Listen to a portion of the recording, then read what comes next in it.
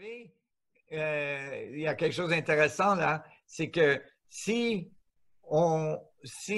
premièrement, quand une société adopte cette vue d'univers connecté, réalise que l'univers connecté existe, que la physique, c'est en fait tout connecté, que la science, c'est en fait tout connecté et tout ça, et qu'on se rend compte de tout ça, éventuellement, une société n'a plus besoin d'avoir des lois pour, pour, pour, pour, pour régimenter la société, les gens, parce que les gens, il y a une conscience d'éthique qui est naturelle à notre évolution. C'est-à-dire que quand notre évolution, par exemple, self-conservation, comment on dit self-conservation?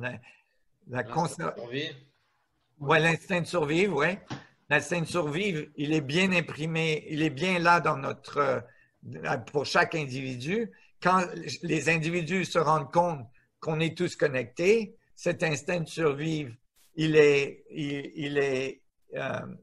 s'agrandit, il n'y a pas juste nous, mais toute notre société. Et là, on commence à faire les choses avec une éthique pour la survie de tous, au lieu de juste s'occuper de nous.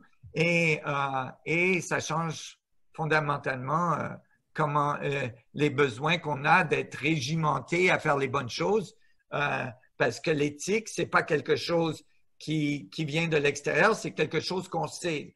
Quand on fait quelque chose qui n'est pas exactement de la bonne éthique, on le sent à l'intérieur, on le sait.